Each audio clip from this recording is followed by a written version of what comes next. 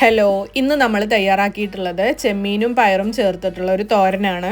സാധാരണ നമ്മൾ പയർ ഉപയോഗിച്ച് പല തരത്തിലുള്ള തോരൻ ഉണ്ടാക്കാറുണ്ട് അല്ലേ?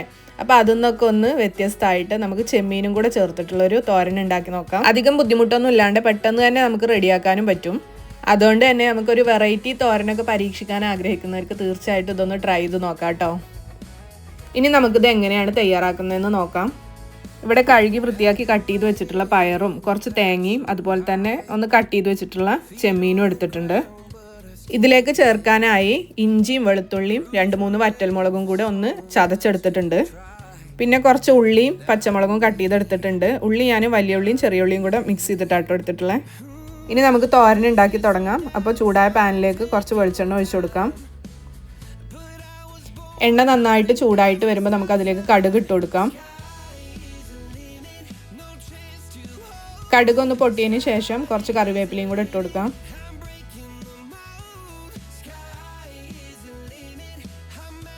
അതിനുശേഷം നേരത്തെ നമ്മൾ ചതച്ച് വെച്ചിട്ടുള്ള ഇഞ്ചി വെളുത്തുള്ളി വറ്റൽമുളക് കൂടി ചേർത്തൊന്ന് നന്നായിട്ട് ഇളക്കി കൊടുക്കാം.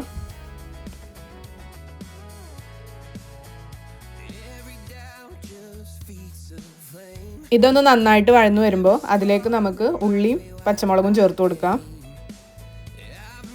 ആവശ്യത്തിനുള്ള ഉപ്പും പിന്നെ അതേപോലെ തന്നെ കുറച്ച് മഞ്ഞൾപ്പൊടിയും കൂടെ ഇട്ടിട്ട് നന്നായിട്ടൊന്ന് ഇളക്കി കൊടുക്കാം.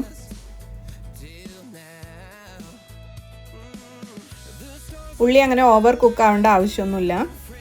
അതുകൊണ്ട് തന്നെ കുറച്ച് നേരം ഇളക്കി കൊടുത്തതിന് ശേഷം നമ്മൾ നേരത്തെ റെഡിയാക്കി വെച്ചിട്ടുള്ള പയറും തേങ്ങയും ചെമ്മീനും ഇതിലേക്ക് ഇട്ട് കൊടുത്തിട്ട് നന്നായിട്ടൊന്ന് മിക്സ് ചെയ്ത് കൊടുക്കാം.